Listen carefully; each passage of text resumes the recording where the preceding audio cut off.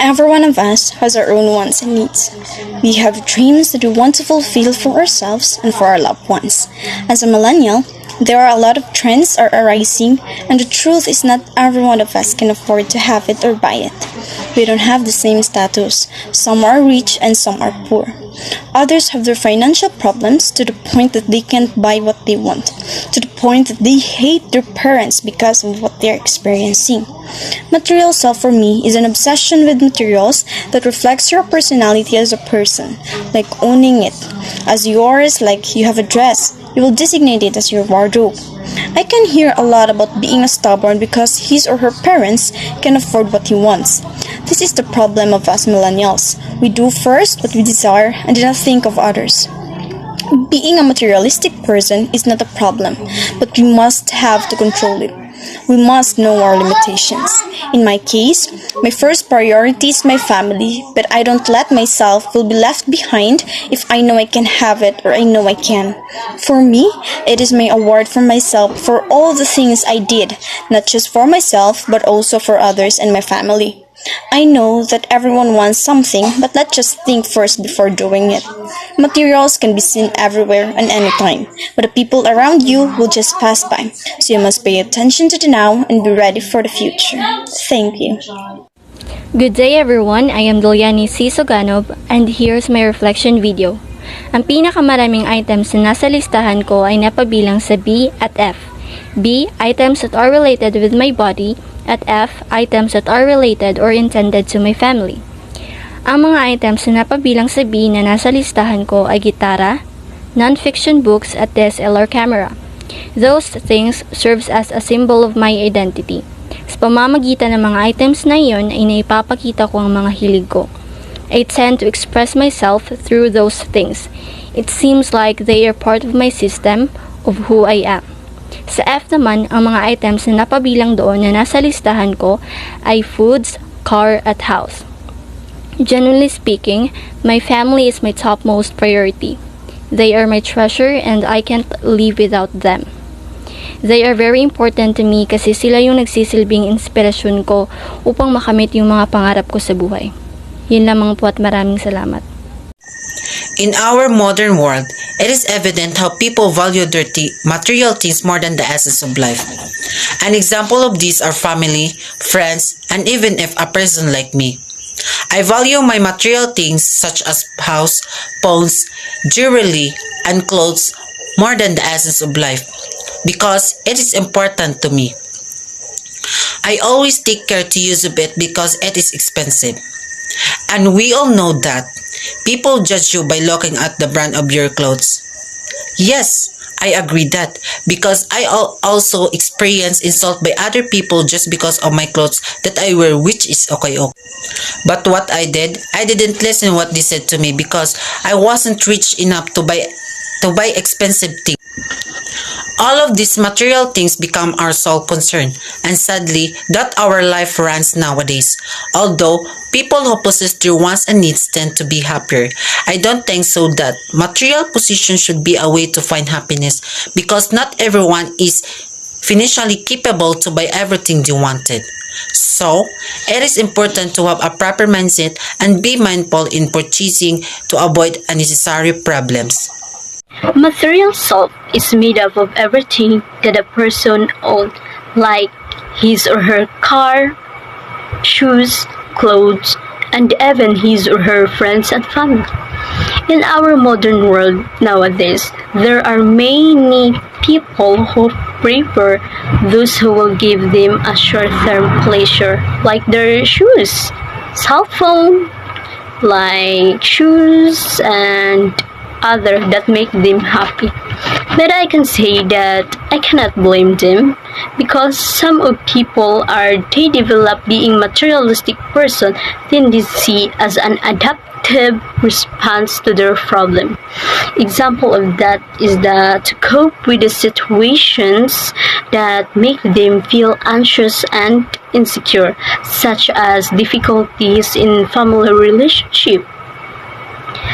Me, as a person, I'm not really focusing on money or even incurring debt about owning luxury good. As long as my family happy, I am happy too, and I am contented of it. Because me as a person, I didn't put my welfare first. I will put my welfare of my family first before myself. When we talked about debit card challenge list, it consists of 4 categories, which B stands for related for body, C for the item that related with clothes, F for the item that related with family, and H if it is related it with home. In my debit card challenge list, the highest category is category F, which is related to my family. Kasi napag-isipan ko na mas mahalagang ma-fulfill ang mga pangangailangan ng aking pamilya kaysa sa ibang bagay. Dahil sila ang dahilan kung ano ako ngayon. Second to the highest category is category H, which is related at home. Napakahalaga ng tahanan. Kung walang tahanan, wala tayong matutuluyan. Napag-isipan kong pagandahin ang aming tahanan para komportable itong tuluyan.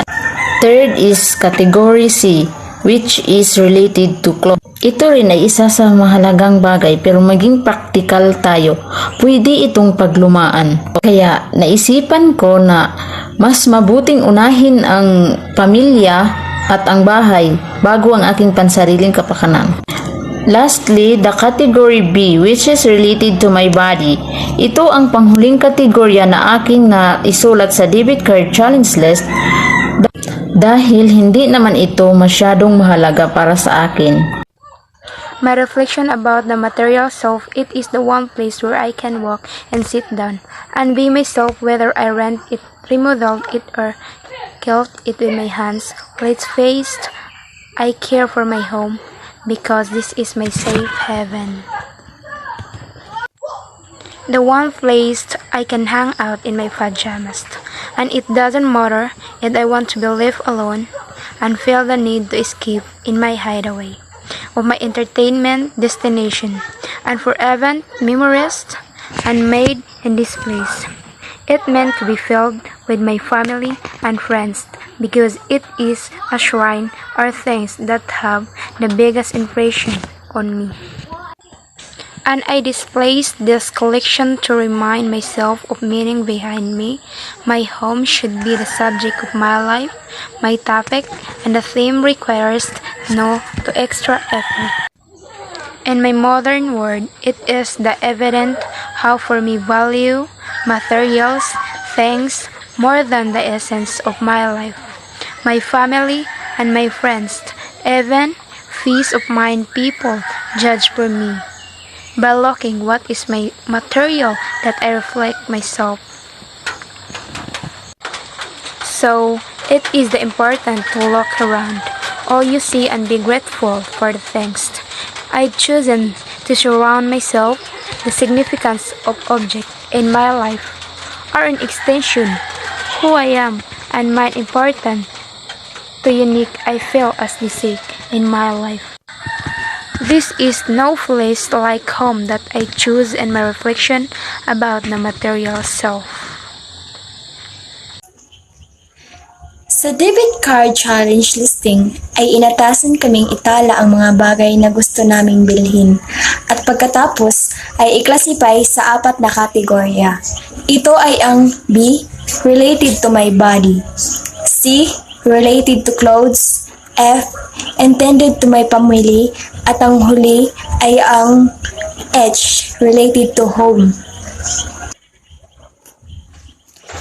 Sa aking pagtatala ng mga gusto ko, masasabi ko na ang F, intended to my family, ay ang pinakamataas. Dahil mas marami akong naisip para sa aking pamilya kaysa sa ibang kategorya.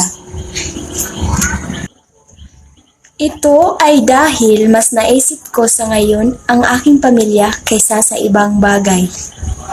Pangalawa sa pinakamataas naman ay ang kategoryang B, which is related to my body. At dahil binigyan ako ng pagkakataon na itala lahat ng mga gusto ko, kaya sinagad ko na para sa aking sarili. At kategoryang H related to my home, ang pangatlong pinakamataas sa aking debit card challenge listing. At ang panghuli naman ay ang kategoryang C related to clothes. Dahil kapag dinamihan ko ang kategoryang C, marami akong pagpipilian ng damit at baka ito ang maging dahilan na maging pihikan pagdating sa mga bagay tungkol dito. Sa debit card challenge, last ay may 4 na mga kategorya. B is related with your body. C is related with goods. F is related or intended to your family. H is related with whom. Ang unang kategorya ay ang F, related to my family. Dahil ang ating mga magulang at kapatid ay isa pang malaking mahalagang bahagi ng ating puso. Ang pangalawang kategorya ay ang H, related to my home. Dahil ang tahanan ay kung saan naroroon ang ating puso. Ang pangatlong kategorya ay ang B, related to my body. Dahil direktang nakadikit sa kalakal na ito na hindi natin mabubuhay kung wala ang katawan. Nagsusumikap kaming mabuti para matiyak na ang katawan na ito ay gumagana ng maayos.